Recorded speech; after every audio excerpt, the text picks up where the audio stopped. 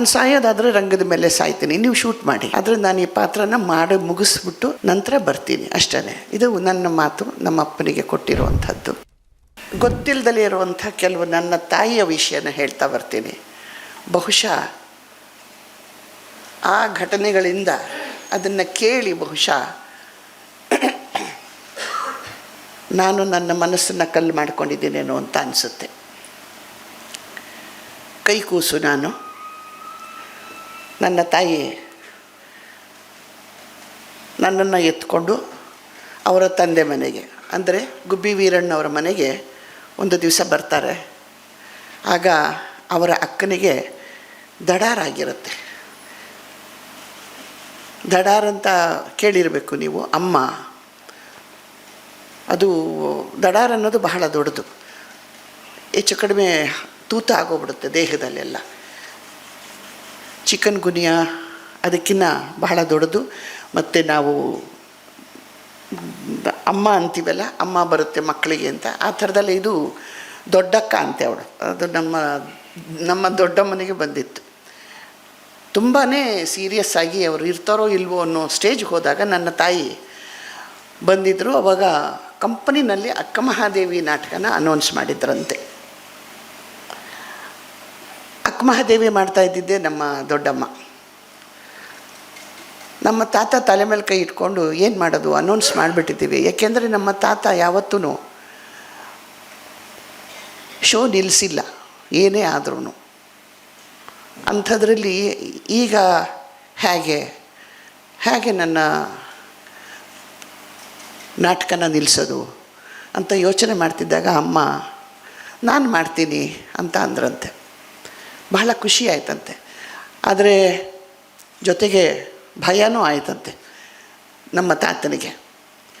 ನೀನು ಹೇಗಮ್ಮ ಮಾಡೋಕ್ಕೆ ಸಾಧ್ಯ, ಮದುವೆ ಮಾಡಿಕೊಂಡು ನಾಟಕ ಮಾಡಿಕೂಡ್ದು ಅಂತ ಹೇಳಿದ್ದಕ್ಕೆ ನೀನು ಮದುವೆ ಮಾಡ್ಕೊಂಡು ಹೋಗಿದೆಯಾ, ಈಗ ಮತ್ತೆ ಬಣ್ಣ ಹಚ್ತೀನಿ ಅಂತಂದರೆ ನಿನ್ನ ಗಂಡ ಸುಮ್ಮನಿರ್ತಾನ, ಯಜಮಾನ ಸುಮ್ಮನಿರ್ತಾನ ಅಂತ. ಪರವಾಗಿಲ್ಲ, ನಾನು ಒಪ್ಪಿಸ್ತೀನಿ ಅಂತ ಹೇಳಿದಾಗ ಸರಿ ಅಂತ ಇವರು ಮಾರನೇ ದಿವಸ ತಯಾರಾಗ್ತಾರೆ. ನನಗೆ ಜನ್ಮ ಕೊಟ್ಟ ತಂದೆ, ನನ್ನ ತಾಯಿಯ ಗಂಡ ಅಲ್ಲಿಗೆ ಬರ್ತಾರಂತೆ. ಬಂದು ಇವತ್ತು ನೀನು ಸೀದಾ ನನ್ನ ಜೊತೇಲಿ ಮನೆಗೆ ಬರಬೇಕು, ನಡಿ ಈಗಲೇ ಅಂದ್ರಂತೆ.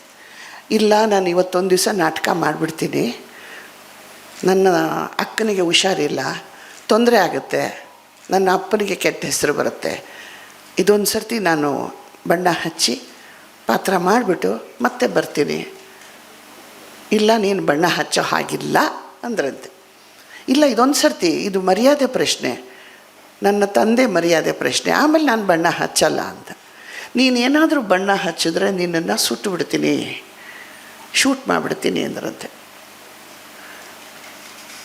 ನನ್ನ ತಾಯಿ ಒಂದು ಕ್ಷಣ ಸುಮ್ಮನೆ ಇದ್ದು, ಬಹುಶಃ ಅದಕ್ಕಿಂತ ಒಳ್ಳೆಯ ಸಾವು ನನಗಿಲ್ಲ ಅನಿಸುತ್ತೆ, ಹಾಗೆ ಮಾಡಿ, ನಾನು ಸಾಯೋದಾದರೆ ರಂಗದ ಮೇಲೆ ಸಾಯ್ತೀನಿ, ನೀವು ಶೂಟ್ ಮಾಡಿ, ಆದರೆ ನಾನು ಈ ಪಾತ್ರನ ಮಾಡಿ ಮುಗಿಸ್ಬಿಟ್ಟು ನಂತರ ಬರ್ತೀನಿ ಅಷ್ಟೇ. ಇದು ನನ್ನ ಮಾತು ನಮ್ಮ ಅಪ್ಪನಿಗೆ ಕೊಟ್ಟಿರುವಂಥದ್ದು ಅಂತ ಹೇಳಿದ್ರಂತೆ.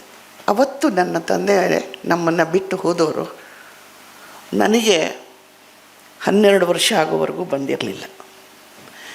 ಇದೇ ಗುಬ್ಬಿ ರಂಗಮಂದಿರದಲ್ಲಿ ಬಸ್ ಸ್ಟ್ಯಾಂಡ್ ಹತ್ರ ಇದೆಯಲ್ಲ ಗುಬ್ಬಿ ಕಂಪನಿ, ಅಲ್ಲಿ ನಾವು ದಶಾವತಾರ ನಾಟಕ ಹಾಕಿದ್ವಿ. ಅಲ್ಲಿಗೆ ಬಂದರು ನನ್ನ ದೊಡ್ಡಮ್ಮ. ಬಾ ಇಲ್ಲಿ ಅಪ್ಪ ಬಂದಿದ್ದಾರೆ ನೋಡು. ಯಾರಪ್ಪ, ಏನು ಹಿಂಗೆ ಮಾತಾಡ್ತೀಯ, ನಿಮ್ಮಪ್ಪ ಬಂದಿದ್ದಾರೆ, ನಾನು ನಮ್ಮಪ್ಪನ ನೋಡೇ ಇಲ್ವಲ್ಲ, ಹಾಗೆಲ್ಲ ಮಾತಾಡಬಾರ್ದು, ಬಾ ಅಂತ ಕರ್ಕೊಂಡು ಹೋದರು. ಕರ್ಕೊಂಡು ಹೋಗಿ ನಮಸ್ಕಾರ ಮಾಡು. ಸೊ ನಾನು ಕಟ್ಟು ಬಿದ್ದಿದ್ದು ನಮ್ಮ ದೊಡ್ಡಮ್ಮನ ಮಾತಿಗೆ. 12 ವರ್ಷದವರೆಗೂ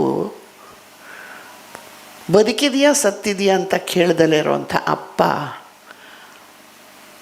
ಬಂದಾಗ ನಮಸ್ಕಾರ ಮಾಡು ಅಂತ ಹೇಳಿದ ದೊಡ್ಡಮ್ಮನಿಗೆ ನಾನು ಸಿಟ್ಕೊಂಡ್ಲೋ ಅಥವಾ ಪ್ರೀತಿಯಿಂದ ನನ್ನ ತಂದೆಗೆ ನಮಸ್ಕಾರ ಮಾಡಲೋ ಈ ಒಂದು ಜಿಜ್ಞಾಸಿನಲ್ಲಿ 1-2-3 ಸೆಕೆಂಡ್ ವೆಯ್ಟ್ ಮಾಡಿದೆ. ನಂತರ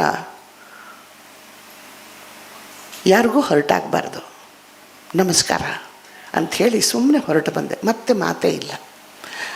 ಅವತ್ತು ನಾನು ಹೊರ ಬಂದಿದ್ದು ಆ ಒಂದು ಮೊದಲ ಮಾತು ನನ್ನದು, ದಿಟ್ಟವಾಗಿ ಮಾತಾಡಿದಂಥ ಮೊದಲ ಮಾತು ನನ್ನದು. ಅಲ್ಲಿಂದ ನಾನು ಒಂದು ಹೆಜ್ಜೆ ತಗೊಂಡೆ. ಇನ್ನು ನಾನು ನನ್ನ ಕಾಲ ಮೇಲೆ ನಾನು ನಿಲ್ಲಬೇಕು. ನಮ್ಮಮ್ಮನೇ ಇಷ್ಟು ಧೈರ್ಯವಾಗಿರ್ಬೇಕಾದ್ರೆ ನಾನು ಯಾಕೆ ಧೈರ್ಯವಾಗಿರಬಾರ್ದು ಅನ್ನೋ ಒಂದು ದಿಟ್ಟತನ ನನಗೆ ಅಲ್ಲಿಂದ ಬಂತು. ಸೊ ಹೀಗಾಗಿ ಸಾಕಷ್ಟು ತೊಡರುಗಳು ಅಲ್ಲಿಂದ ನನಗೆ ಬುದ್ಧಿ ಬಂದ ಮೇಲೆ ಸಾಕಷ್ಟು ತೊಡರುಗಳು ಬರೋಕ್ಕೆ ಶುರುವಾಯಿತು. ಆದ್ರೂ ನನ್ನ ಪಾಡಿಗೆ ನಾನು ಮಾಡ್ತಾ ಬಂದೆ. ಆದರೆ ಆ ಒಂದು ಮಾಡ್ತಾ ಇರುವಾಗ ನನಗೆ ಜನ ನೋಡಲಿ, ನಾನು ಏನು ಮಾಡ್ತಾಯಿದ್ದೀನಿ ಅದಕ್ಕೆ ಬೇಷನ್ಲಿ ಅನ್ನೋ ಒಂದು ಧ್ಯೇಯ ಮಾತ್ರ ಇಟ್ಕೊಂಡಿರಲಿಲ್ಲ. ಮಂಗಳೂರಿನಲ್ಲಿ ಕ್ಯಾಂಪು. ಅಲ್ಲಿಗೆ ನನ್ನ ತಾತನಿಗೆ ಒಂದು ದೊಡ್ಡ ಗುಣ ಇತ್ತು. ಎಲ್ಲೆಲ್ಲ ಹೋಗ್ತೀವೋ ಅಲ್ಲಲ್ಲಿ ಆ ಪ್ರದೇಶದ ಯಾವ ಒಂದು ಮುಖ್ಯವಾದಂಥ ಸ್ಥಳಗಳಿಗೆ ಕರ್ಕೊಂಡು ಹೋಗೋರು. ಬಹಳ ಮುಖ್ಯವಾದಂಥ ಸ್ಥಳಗಳಿಗೆ ಕರ್ಕೊಂಡೋಗಿ ನಮಗೆ ಅದರ ಪರಿಚಯ ಮಾಡಿಸೋರು. ಅದರ ಪರಿಚಯ ಮಾಡಿಸೋದ್ರಿಂದ ನಮಗೇನಾಗ್ತಾಯಿತ್ತು, ಒಂಥರದಲ್ಲಿ ಅದೊಂಥರ ಜೀವನದ ಪಾಠ ಆಗ್ತಾಯಿತ್ತು ನಮಗೆ. ಅದೇ ಥರ ಮಂಗಳೂರು ಕ್ಯಾಂಪಿಗೆ ಹೋದಾಗ ಶಿಪ್ ನೋಡೋಕ್ಕೆ ಹೋದ್ವಿ. ಇಡೀ ಕಂಪ್ನಿ ಜನ ಒಳಗಡೆ ಹೋದ್ವಿ. ಅದೇನು ಬಹಳ ಅದ್ಭುತವಾಗಿತ್ತು. ನೀರಿನ ಮೇಲೆ ಇಂಥ ಒಂದು ಮನೆ ನಿಲ್ಲಕ್ಕೆ ಸಾಧ್ಯನಾ? ಏನೇನೆಲ್ಲ ಇತ್ತು ಅಲ್ಲಿ ನೀರಿನ ಮೇಲೆ. ಜಸ್ಟ್ ಹಿಂಗಿಂಗಂತ ಇತ್ತು ಅಷ್ಟೇನೇನೆ. ನಾವೇನಾದರೂ ಎಚ್ಚರ ತಪ್ಪಿದ್ರೆ ಸ್ವಲ್ಪ ದಡಬಡಾಯಿಸ್ತಾ ಇದ್ವಿ ಅಷ್ಟೇ. ಅದರ್ವೈಸ್ ಈಚೆಗೆ ಬಂದ ತಕ್ಷಣ ಅಲ್ಲಿ ಸುತ್ತಲೂ ಸಮುದ್ರ. ಏನೂ ಇಲ್ಲವೇ ಇಲ್ಲ, ನಿಮಗೆ ಏನೂ ಕಾಣಿಸ್ತಾ ಇರಲಿಲ್ಲ. ಹಾಗೆ ಸಮುದ್ರನ ನೋಡ್ತಾ ನಿಂತಿದ್ದೆ. ಅಲ್ಲಿ ಕ್ಯಾಪ್ಟನ್ ಬಂದು ಏನೋ ಕೇಳಿದ್ರು ಇಂಗ್ಲೀಷ್ನಲ್ಲಿ. ನಮಗೆ ಇಂಗ್ಲೀಷ್ ಬರ್ತಾ ಇರಲಿಲ್ಲ ಅವಾಗ, ಏಕೆಂದರೆ ಕಂಪ್ನಿನಲ್ಲೇ ಇದ್ದಿದ್ದು, ಓದ್ತಾ ಇರಲಿಲ್ಲ. ಅಲ್ಲಿ ಏನು ಹೇಳ್ಕೊಡ್ತಾ ಇರಲಿಲ್ಲ ಅಂತಲ್ಲ, ಎಲ್ಲ ಹೇಳ್ಕೊಡೋರು. ಅಲ್ಲಿಗೆ ಮೇಷ್ಟ್ರು ಬಂದು ನಮಗೆ ಮನೇಲಿ ಪಾಠ ಹೇಳ್ಕೊಡೋರು. ಪಾಠ ಹೇಳ್ಕೊಡ್ತಾಯಿದ್ರೆ ಯಾರ್ಯಾರು ಕೂತ್ಕೋತಾ ಇದ್ವಿ, ನಾನು, ಚನ್ನಬಸಣ್ಣವರ ಮಗಳು ಗಂಗಮ್ಮ, ಶಿವಶ್ರೀ, ಪಾರತಕ್ಕವ್ರ ಮಗಳು ಗಂಗಾ, ಶಿವಶ್ರೀ ರಾಜಣ್ಣವ್ರ ಮಕ್ಕಳು, ಮತ್ತು ಡಿಂಗ್ರಿ ನಾಗರಾಜ, ಉಮಿ ಅಣ್ಣ, ಕಿಟ್ಟಿ, ನಾವೆಲ್ಲ ಕೂತ್ಕೊಂಡು ಪಾಠ ಕೇಳ್ತಾಯಿದ್ವಿ. ಪಾಠ ಕೇಳ್ತಾಯಿದ್ರು. ಅವ್ರ ಪಾಡಿಗವ್ರ ಪಾಪ ಟೀಚರ್ ಮೇಷ್ಟ್ರು ಹೇಳ್ತಾ ಹೋಗೋರು. ನಮ್ಮ ಪಾಡಿಗೆ ನಾವು ಗುಬ್ಬಚ್ಚಿ ನೋಡು, ಕಾಗೆ ನೋಡು, ಯಾಕೆಂದರೆ ಟೆರೆಸ್ ಮೇಲೆ ಕೂತ್ಕೊಂಡು ಪಾಠ ಹೇಳೋರು ನಮಗೆ. ಎಲ್ಲ ಎಲ್ಲಿ ಕಡೆ ಹೋದ್ರು. ಸೊ ಈ ಥರ ಕಲಿತಾ ಇದ್ದಿದ್ದು ನಾವು. ಆಮೇಲೆ ನಮ್ಮ ದೊಡ್ಡಪ್ಪ ನೋಡಿಬಿಟ್ಟು, ಏನು ಹಿಂಗೆ ಪಾಠ ಹೇಳ್ತಿದ್ದೀರ ಅವ್ರು ನೋಡಿ, ಗುಬ್ಬಚ್ಚಿ ಕಾಗೆಗಳ್ನ ನೋಡ್ತಾ ಕೂತವ್ರೆ, ನೀವು ಪಾಠ ಹೇಳ್ಕೊಡ್ತಾ ಇದ್ದೀರಲ್ಲ ಅಂತ. ಅಂದರೆ ನಮ್ಮ ಒಂದು ಎಜುಕೇಷನ್ನು ಈ ಥರ ಆಗ್ತಾಯಿತ್ತು. ಹಾಗಿದ್ದವ್ರಿಗೆ ಇಂಗ್ಲೀಷ್ ಅಂತೂ ಏನೂ ಗೊತ್ತಿರಲಿಲ್ಲ. ಅಲ್ಲಿ ಕ್ಯಾಪ್ಟನ್ ಬಂದು ಏನೋ ಹೆಸರು ಕೇಳಿದ್ರು. ನಾನೇನು ಮಾತಾಡ್ದಲ್ಲೇ ಸುಮ್ಮನೆ ನಕ್ಕೊಂಡು ಹೊರಟೋದೆ. ಯಾಕೆಂದರೆ ಅವಾಗ ಅಣ್ಣ ತಮ್ಮ ನಾಟಕ ನಡೀತಾಯಿತ್ತು ಮಂಗಳೂರಿನಲ್ಲಿ. ಅದನ್ನು ನೋಡೋಕ್ಕಾತ ಬಂದಿದ್ದರು. ಖುಷಿಯಾಗಿ ಅದು ಏನು ಕೇಳಿದ್ರೋ ಏನು ಕತೆನೋ ಇಂಗ್ಲೀಷ್ನಲ್ಲಿ. ನಾನು ಪಾಡಿಗೆ ನಾನು ನಕ್ಬಿಟ್ಟು ಹೊರಟೋದೆ. ನನ್ನ ತಂಗಿ ಸಮ್ಮರ್ ವೆಕೇಷನ್ಗೆ ಅಲ್ಲಿಗೆ ಬಂದಿದ್ಲು. ಅವಳು ಕಾನ್ವೆಂಟಲ್ಲಿ ಓದ್ತಾಯಿದ್ಲು. ಅವಳು ಅದೇನು ಮಾತಾಡಿದ್ಲು ಇಂಗ್ಲೀಷ್ನಲ್ಲಿ. ನೋಡಿಬಿಟ್ಟು ನಮ್ಮ ಅಮ್ಮನ ಪಕ್ಕ ಬಂದು ಕೂತ್ಕೊಂಬಿಟ್ಟೆ. ಹೆದರಿಕೆ ಆಗೋಯ್ತು. ಏನೇನೋ ಹೇಳ್ತಾ ಇದ್ದಾಳೆ ಅಂತ. ಬಂದು ನನ್ನನ್ನು ಒಂದು ಬೈದ್ಲು. ನಿನ್ನ ಹೆಸರು ಕೇಳಿದ್ರೆ ಇಂಗ್ಲೀಷ್ನಲ್ಲಿ ಅದಕ್ಕೆ ಹೇಳೋಕ್ಕಾಗದೇ ಇದ್ದಂಥ ನೀನು ನಾಟಕ ಏನು ಮಾಡ್ತೀಯಾ, ನಾಟಕದಲ್ಲಿ ಏನು ಕಲಿತೀಯ, ನೀನು ನಾಟಕದಲ್ಲಿ ಏನು ಸಾಧಿಸ್ತೀಯಾ ಅಂತ ಬೈದ್ಲು. ಅವತ್ತು ಡಿಸೈಡ್ ಮಾಡಿದೆ, ಎಸ್ ಅಂಥೇಳಿ ನನ್ನ ತಾತನ ಹತ್ರಕ್ಕೆ ಹೋಗಿ, ನಾನು ಓದಬೇಕು, ದಯವಿಟ್ಟು ನನ್ನನ್ನು ಕಳಿಸ್ಕೊಡಿ. ಏಕೆಂದರೆ ನಮ್ಮ ತಾತ ಯಾರು ಏನೇ ಮಾಡಬೇಕು ಅಂತ ಕೇಳಿದ್ರು ಅದನ್ನು ನಡೆಸ್ಕೊಡ್ತಾಯಿದ್ರು. BV ಕಾರಂತರು ನಾನು ಓದಬೇಕು, ಬನಾರಸ್ಗೆ ಹೋಗಬೇಕು ಅಂತ ಕೇಳಿದಾಗ ಇಡೀ ಕಂಪನಿ ಜನ 1 ತಿಂಗಳ ಸಂಬಳನ ಬಿಟ್ಟು ಅವ್ರ ಕೈಗೆ ಕೊಟ್ಟು, ನೀವು ಬನಾರಸ್ಗೆ ಹೋಗಿ ಓದಿ ಅಂತ ಹೇಳಿ ಕಳಿಸ್ಕೊಟ್ಟಂಥ ಕಲಾವಿದರು ನಮ್ಮ ಕಂಪನಿಯ ಜನ. ಯಾರು ವೈಲಿನ್ ಕಲಿಬೇಕು ಅಂದರು ವೈಲಿನ್ ಕಲಿಸ್ತಾಯಿದ್ರು, ತಬಲಾ ಕಲಿಬೇಕು ಅಂದರೆ ತಬಲಾ ಕಲಿಸ್ಕೊಡ್ತಾಯಿದ್ರು. ನಾನು ಹೋಗಿ ಕೇಳಿದೆ, ತಾತ ನಾನು ಓದಕ್ಕೆ ಹೋಗಬೇಕು ಅಂತ. ಇಂಥ ದೊಡ್ಡ ವ್ಯಕ್ತಿ ಅಂದರೆ ಅವ್ರು ನನ್ನನ್ನು ಕೇಳಿದ್ದು, ನನಗೆ 1 ವರ್ಷ ಟೈಮ್ ಕೊಡು ಜಯಶ್ರೀ, ನಿನ್ನ ಜಾಗಕ್ಕೆ ನಾನು ಬೇರೆಯವ್ರನ್ನ ರೆಡಿ ಮಾಡಿ ಆಮೇಲೆ ನಿನ್ನನ್ನು ಕಳಿಸ್ತೀನಿ ಅಂತ. ಸರಿ, ತುಮಕೂರಿಗೆ ಬಂದ್ವಿ. ಲವಕುಶ ನಾಟಕ, ಅಷ್ಟೊತ್ತಿಗೆ 1 ವರ್ಷ ಆಗಿತ್ತು. ಲವಕುಶ ನಾಟಕ, ನಾನು ಕುಶ ಮಾಡ್ತಾಯಿದ್ದೆ, ನಮ್ಮ ಚನ್ನಬಸಪ್ಪನವರ ಮಗಳು ಲವ ಮಾಡ್ತಾಯಿದ್ರು. ಈ ಥರದಲ್ಲಿ ಮಾಡ್ತಾಯಿದ್ವಿ. ಕರೆಕ್ಟಾಗಿ 1 ವರ್ಷ ಆಯಿತು. ಅವಳಿ ಜವಳಿ ಮಕ್ಕಳು ಬಂದರು ಅಲ್ಲಿಗೆ.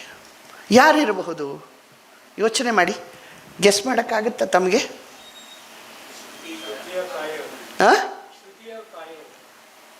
ಅವ್ರಿಗೆ ಹೆಸರು ರಾಧಾ ರುಕ್ಮಿಣಿ ಅಂತ. ಅವರನ್ನು ಕರ್ಕೊಂಡು ಬಂದರು ನಮ್ಮ ತಾತ. ಅವಳಿ ಜವಳಿ ಮಕ್ಕಳು ಲವಕುಶರ ಪಾತ್ರಕ್ಕೆ ಕರ್ಕೊಂಡು ಬಂದು ಇವರನ್ನು ಟ್ರೈನ್ ಮಾಡಿ ನೀನು ಹೊರಡಬಹುದು. ಅವರನ್ನು ನಾನು ಮತ್ತು ಗಂಗಾ ನಾಟಕ ನೋಡಿದ್ರು, ಕಲಿತರು.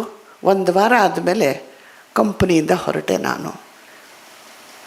ಸೊ ಹೀಗೆ ಅಲ್ಲಿಂದ ಹೊರಟವಳು ಆರ್ಯವಿದ್ಯಾಶಾಲೆ, ಕನ್ನಡ 6 ತಿಂಗಳು ಕಲಿತೆ, ಗುಡ್ ಶೆಪರ್ಡ್ ಕಾನ್ವೆಂಟ್, ಇಂಗ್ಲೀಷ್ 6 ತಿಂಗಳು ಕಲಿತೆ. ಸೀದಾ ಹೋಗಿ ಕಾರ್ಪೊರೇಷನ್ ಸ್ಕೂಲು, ಗಾಂಧಿನಗರದ ಕಾರ್ಪೊರೇಷನ್ ಸ್ಕೂಲ್ನಲ್ಲಿ ಪರೀಕ್ಷೆ ಬರೆದು 7ನೇ ಕ್ಲಾಸ್ ಪಾಸಾಗಿ, ಹೀಗೆ ಪಾಸ್ ಆಗ್ತಾ ಮಹಾರಾಣೀಸ್ ಕಾಲೇಜನ್ನು ಮುಗಿಸಿ ಅಲ್ಲಿಂದ ನಾಟಕದಲ್ಲೇ ಇದ್ದೆ. ಶ್ರೀರಂಗರು ಕುರುಡು ಕಾಂಚಾಣ ನೋಡಿದ್ರು ನಾಟಕ. ಅದರಲ್ಲಿ ಕಪ್ಪಣ್ಣ ಪೋಸ್ಟ್ಮ್ಯಾನ್ ಪಾರ್ಟ್ ಮಾಡಿದರು. ನನ್ನ ಸೋದರ ಮಾವ ಕೆಲಸದವನ ಪಾತ್ರ, ನಾನು ಕೆಲಸದವಳ ಪಾತ್ರ. ಹೀಗೆ ಮಾಡಿದ್ದನ್ನು ಶ್ರೀರಂಗರು ನೋಡಿ, ಈಕಿನ ಯಾಕ್ರಿ ಇಲ್ಲಿ ಇಟ್ಕೊಂಡಿದ್ದೀರಿ, NST ಕಳಿಸಿ ಓದ್ಕೊಂಡು ಬರಲಿ, ಇಲ್ಲ ಅಂತಂದರೆ ಅವಳ ಜೀವನ ಹಾಳಾಗ್ತದೆ, ಇಲ್ಲೇ ಕಳಿಸ್ಕೊಡ್ರಲ್ಲ ಅಂತ ಅಂದರು. ನಮಸ್ಕಾರ ಕಪ್ಪಣ್ಣ. ಇಲ್ಲಿಂದ ಶಿವಾನಂದ್ ಅವರು ತಯಾರಿ ನಡೆಸಿದ್ರು, BV ಕಾರಂತರು ಡೆಲ್ಲಿನಲ್ಲಿ ತಯಾರಿ ನಡೆಸಿದ್ರು. ನನಗೊಂದು ಸೀಟನ್ನು ಅಲ್ಲಿ ಕಾದಿರಿಸಲಾಗಿತ್ತು. ಅಲ್ಕಾಜಿಯವರು ಇಂಟರ್ವ್ಯೂ ಮಾಡಿದ್ರು, ಅಲ್ಲಿಗೆ ಸೇರಿಕೊಂಡೆ. 73 ಮುಗಿಸಿ ಡಿಗ್ರಿ ತಗೊಂಡು ಬೆಂಗಳೂರಿಗೆ ಬಂದೆ. ಆಗ ಕಪ್ಪಣ್ಣ ಹೇಳಿದ್ದು, ಎಷ್ಟೊಂದು ಚೇಂಜಸ್ ಆಗೋಗ್ಬಿಟ್ಟಿದೆ ಜಯಶ್ರೀ ನಿನ್ನಲ್ಲಿ ಅಂತ ಅಂದರು. ಥ್ಯಾಂಕ್ಸ್ ಅಣ್ಣ. ಸೊ ಈ ಥರದಲ್ಲಿ ನನ್ನ ಜೀವನ ಶುರುವಾಯಿತು. ಅಲ್ಲಿಂದ ಮುಂದೆ ಎಲ್ರಿಗೂ ಗೊತ್ತಿದೆ ಇನ್ನೇನೇನು ಅಂತ. ಬಹುಶಃ ಇಷ್ಟು ಸಾಕು ಅನಿಸುತ್ತೆ, ಇಲ್ಲಾಂದರೆ ನೀವೆಲ್ಲ ಮಲಗಿಬಿಡ್ತೀರ, ಬೋರ್ ಆಗುತ್ತೆ ನಾನು ಒಬ್ಬಳೇ ಮಾತಾಡ್ತಾ ಇದ್ದರೆ, ಅಲ್ವಾ ಅಮ್ಮ? ಕಂಠದಾನ ಮಾಡ್ತಾ ಇದ್ದಾಗ ಬಬ್ರು ವಾಹನ ಇರಬೇಕು, ಎಸ್, ಬಬ್ರು ವಾಹನ. ಕಾಂಚನ ಅವರ ನನ್ನ ಮೊದಲ ಚಿತ್ರ ಬಬ್ರು ವಾಹನ. ಆವಾಗ ತಾನೇ ಮ್ಯಾಕ್ಸಿಮ್ ಗಾರ್ಗಿಯವರ ತಾಯಿ ನಾಟಕ, ಪ್ರಸನ್ನ ನಿರ್ದೇಶನದ ತಾಯಿ ನಾಟಕ ರವೀಂದ್ರ ಕಲಾಕ್ಷೇತ್ರದಲ್ಲಿ ನಡೀತಾ ಇತ್ತು.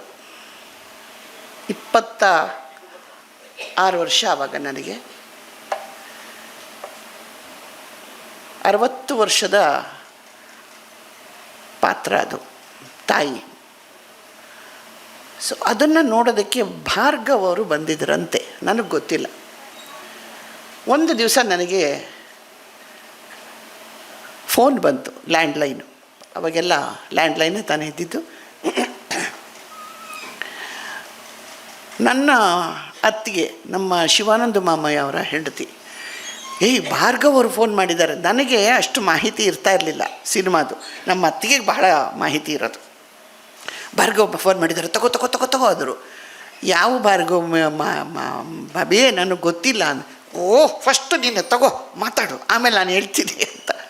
ಸೊ ಫಸ್ಟ್ ತೊಗೊಂಡ್ರೆ ಅವರು, ನೀನೊಂದು ಸ್ವಲ್ಪ ನಿನ್ನ ಕಂಠನ ನನಗೆ ಕೊಡಬೇಕಲ್ಲಮ್ಮ ಅಂದರು. ನನಗೆ ಒಂದು ಸೆಕೆಂಡ್ ಗಾಬರಿ ಆಯಿತು. ಸರ್, ನನ್ನ ಕಂಠ ನಿಮಗೆ ಕೊಟ್ಟರೆ ನಾನೇನು ಮಾಡಲಿ ಅಂದೆ. ಭಾಳ ನೇರವಾಗಿ ಪ್ರಶ್ನೆ ಇದು, ಉತ್ತರ ನೇರವಾದಂಥದ್ದು. ಹಾಗಲ್ಲ, ಡಬ್ಬಿಂಗಿಗೆ ಬಾಮ್ಮ, ಒಂದು ಸರ್ತಿ ಚೆಕ್ ಮಾಡಬೇಕು ನಿನ್ನ ಧ್ವನಿನ ಅಂತ ಅಂದರು. ಸೊ ಹೋದೆ, ಶಿವಾನಂದ ಮಾಮಯ್ಯ ಅವರೇ ಕರ್ಕೊಂಡು ಹೋದರು. ಹೋಗಿ ಅಲ್ಲಿ ಮಾತಾಡಿದ ಮೇಲೆ ನಾಳೆಯಿಂದ ಡಬ್ಬಿಂಗಿಗೆ ಬಾಮ್ಮ ಅಂದರು. ಫೈನ್. ಹೋದೆ. ಕಾಂಚನ ಅವರು ಮಾತಾಡಿದರು, ತುಂಬ ಸೊಗಸಾಗಿ ಮಾಡಿದರು ಪಾತ್ರನ. ಒಂದು ಸೀಕ್ವೆನ್ಸ್ ಬರುತ್ತೆ, ನಿಮಗೆಲ್ಲ ಜ್ಞಾಪಕ ಇರಬಹುದು. ಆಕೆ ಮಾತಾಡ್ಕೊಂಡು ಬರ್ತಾರೆ ಅವರ ಪ್ಯಾಲೇಸ್ನಲ್ಲಿ. ಕಂಬಗಳು ಅಡ್ಡಡ್ಡ ಬರ್ತಾ ಇರುತ್ತೆ, ನಡ್ಕೊಂಡು ಬರ್ತಾ ಇರ್ತಾರೆ. ಅಂದರೆ ಬಬ್ರುವಾಹನನನ್ನು ಹೇಗೆ ನಾನು ಎತ್ತಿ ಕಟ್ಟಬೇಕು ಅನ್ನೋ ಒಂದು ವಿಷಯ. ಸ್ಕ್ರಿಪ್ಟ್ ನನ್ನ ಕೈನಲ್ಲಿತ್ತು, ನೋಡಿದೆ, ಮಾತಾಡೋಕ್ಕೆ ಹೋದೆ. ಒಂದು ಕಡೆ ಜಾಗದಲ್ಲಿ ಲೈನ್ಸ್ ಸಿಗ್ತಾನೇ ಇರಲಿಲ್ಲ, ಮ್ಯಾಚೇ ಆಗ್ತಾ ಇರಲಿಲ್ಲ, ಲಿಪ್ ಸಿಂಕೇ ಆಗ್ತಾ ಇರಲಿಲ್ಲ. ಏನೇನೋ ಪ್ರಯತ್ನ ಪಟ್ಟೆ. ಆಮೇಲೆ ಭಾರ್ಗವ್ ಸರ್ನ ಕರೆದೆ, ಸರ್ ಬನ್ನಿ, ಇದು ಏನು ಅರ್ಥ ಆಗ್ತಾ ಇಲ್ಲ, ಅಲ್ಲೇನೋ ಬೇರೆ ಇದೆ, ಇಲ್ಲೇನೋ ಬೇರೆ ಬರೆದಿದ್ದಾರೆ ಅಂತ. ಅವರು ಬಂದರು, ನೋಡಿದ್ರು, ಪೂರ್ತಿ ಸ್ಕ್ರೀನ್ ಹತ್ತಿರಕ್ಕೆ ಹೋಗಿ ನೋಡಿದ್ರು. ಏನೂ ಗೊತ್ತಾಗ್ತಿಲ್ವಲ್ಲ ಅಂತ ತಿರ್ಗಾ ಹಾಕಿಸಿ ಸುಮಾರು ಒಂದು 5-6 ಸರ್ತಿ ನೋಡಿದ್ದಾರೆ. ನೋಡಿ ಆದಮೇಲೆ ಜೋರಾಗಿ ನಗ್ತಾ ಬಂದರು. ಏನು ಅಂತಂದರೆ, ಎಂಥ ಕೆಲಸ, ಅದಕ್ಕೆ ಆರ್ಟಿಸ್ಟ್ ಅನ್ನೋದು ನೋಡಿ. ಇದು ಡಬ್ಬಿಂಗ್ ಮಾಡಿದ್ರೆ ನಾವು ಇದಕ್ಕೋಸ್ಕರನೇ. ಏನು ಅಂತಂದರೆ, ತೆಲುಗಿನಲ್ಲಿ ಮಾತಾಡ್ಬಿಟ್ಟಿದ್ದಾಳೆಲ್ಲಮ್ಮ ಆಕೆ ಅಂತಾರೆ. ಕನ್ನಡನ ತೆಲುಗಿನಲ್ಲಿ ಮಾತಾಡ್ಬಿಟ್ಟಿದ್ದಾರೆ. ಯಾಕೆಂದರೆ ಅದಷ್ಟು ಜಾಗ ಅವರಿಗೆ ಜ್ಞಾಪಕ ಬರಲಿಲ್ಲಂತೆ. ಸೊ ತೆಲುಗಿನಲ್ಲಿ ಮಾತಾಡಿದ್ದಾರೆ. ಕನ್ನಡ ತೆಲುಗು ಹೆಚ್ಚು ಕಡಿಮೆ ಒಂದೇ ಥರ ಇರುತ್ತೆ, ಕೇಳೋದಕ್ಕೆ ಮತ್ತು ಮಾತಾಡೋದಕ್ಕೆ, ಬರೆಯೋದಕ್ಕೆ. ಸೊ ಆವಾಗ ನಾನು ಓಹೋ ಅಂಥೇಳಿ ಆ ತೆಲುಗನ್ನ ಹೇಗೆ ಅಡ್ಜಸ್ಟ್ ಮಾಡಬೇಕು ಅಂತ ಅಂದ್ಬಿಟ್ಟು ಭಾರ್ಗವ್ ಅವ್ರ ಹತ್ರ, ಸರ್ ನಾನು ಇಲ್ಲೊಂದು ಪಾಸ್ ತೊಗೊಂಡು ಆಮೇಲೆ ಮುಂದಕ್ಕೆ ಹೋಗ್ತೀನಿ, ನೋಡಿ ಸಿಂಕ್ ಆಗುತ್ತಾ ಅಂತ, ಲಿಪ್ ಸಿಂಕ್ ಆಗುತ್ತಾ ಅಂತ. ಸೊ ಆ ಪಾಸ್ ತೊಗೊಂಡು ಮಾಡಿದ್ದಕ್ಕೆ ಲೈನ್ ಸಿಂಕ್ ಆಗೋಯ್ತು. ಸೊ ಈ ಥರದ ಒಂದು, ಅಂದರೆ ಇದು ನಮಗೆ ಎಷ್ಟು ಚೆನ್ನಾಗಿ ಟೆಕ್ನಿಕ್ಸನ್ನು ಕಲಿಸ್ತಾ ಇರುತ್ತೆ ಅಂತ. ಯಾಕೆ ನನಗೆ ಅಷ್ಟು ಈಸಿ ಆಯಿತು ಅದು ಅಂತಂದರೆ, ನಾನು ಆಕಾಶವಾಣಿನಲ್ಲಿ ಪಾತ್ರ ಮಾಡ್ತಾಯಿದ್ದೆ. ನಾನು ಗಾಯತ್ರಿ ಅಂತ ಅವರು, ನಾವಿಬ್ಬರು ಜೊತೆಲೇ ಮಾಡ್ತಾಯಿದ್ವಿ. ಅಲ್ಲಿ ರೆಕಾರ್ಡಿಂಗ್ ಆಗಬೇಕಾದ್ರೆ ಪೇಪರ್ಗಳು ನಮ್ಮ ಕೈನಲ್ಲೇ ಇರುತ್ತೆ. ಯಾವುದೇ ಕಾರಣಕ್ಕೂ ಆ ಪೇಪರ್ ಶಬ್ದ ಮೈಕಲ್ಲಿ ಬರಬಾರ್ದು. ಮೈಕ್ ಬಹಳ ಸೆನ್ಸಿಟಿವ್ ಆಗಿರುತ್ತೆ. ಸೊ ನಾವು ಪೇಪರನ್ನು ಹೇಗೆ ತೆಗೆದು ಕೆಳಗಡೆ ಇಡಬೇಕು, ಕೆಳಗಡೆ ಇಡುವಾಗ ನಮ್ಮ ಧ್ವನಿಯಲ್ಲಿ ಏರಿಳಿತಗಳು ಆಗಬಾರ್ದು, ಈ ಥರ ಆಗಬಾರ್ದು. ಸೊ ಆಗದಲ್ಲೇ ಇರೋ ಹಾಗೆ ಆ ಪೇಪರನ್ನು ತೆಗೆದು ಕೆಳಗಡೆ ಇಟ್ಟು ನಮ್ಮ ಧ್ವನಿನ ಅಡ್ಜಸ್ಟ್ ಮಾಡಿ ಆಮೇಲೆ ಮಾತಾಡಬೇಕು. ಸೊ ಈ ಥರದ ಒಂದು ಅಡ್ಜಸ್ಟ್ಮೆಂಟು ಟೆಕ್ನಿಕ್ಸು ನನಗೆ ಆಲ್ ಇಂಡಿಯಾ ರೇಡಿಯೋನಲ್ಲಿ ಬಹಳ ತುಂಬ ಚೆನ್ನಾಗಿ ನನಗೆ ಸಿಕ್ಕಿತ್ತು. ನನಗೆ ಡಬ್ಬಿಂಗ್ ಮಾಡೋದಕ್ಕೆ ಸಹಾಯ ಆಗಿದ್ದಿದ್ದು ಆಲ್ ಇಂಡಿಯಾ ರೇಡಿಯೋ. ಅಂದರೆ ನಾನು ಯಾತಕ್ಕೆ ಹೇಳ್ತಾ ಇದ್ದೀನಿ ಅಂತಂದರೆ, ಒಬ್ಬ ಕಲಾವಿದ ತೆರೆಕೊಳ್ಳೋದಕ್ಕೆ ಶುರುವಾದಾಗ ಅವನಿಗೆ ಆ ಒಂದು ಲಿಂಕ್ ಅನ್ನೋದು ಒಂದು ಕಡೆಯಿಂದ ಬರ್ತಾ ಇರುತ್ತೆ. ಆ ಬರ್ತಾ ಇರೋದನ್ನು ನಾವು ಅಬ್ಸರ್ವ್ ಮಾಡಿ ನಾವು ತಗೋಬೇಕೇ ವಿನಃ ಅದನ್ನು ಅಬ್ಸರ್ವ್ ಮಾಡ್ದಲ್ಲೇ ಸುಮ್ಮನೆ ಹಾಗೆ ಬಿಟ್ಟುಬಿಟ್ರೆ ನಾವು ಕಳೆದು ಹೋಗ್ತೀವಿ, ಅದು ಮುಂದಕ್ಕೆ ಹೊರಟೋಗುತ್ತೆ. ಸೊ ಈ ಥರದ ಒಂದು ಸೀಕ್ವೆನ್ಸ್ಗಳು ನಮಗೆ ಸಾಕಷ್ಟು ಇತ್ತು.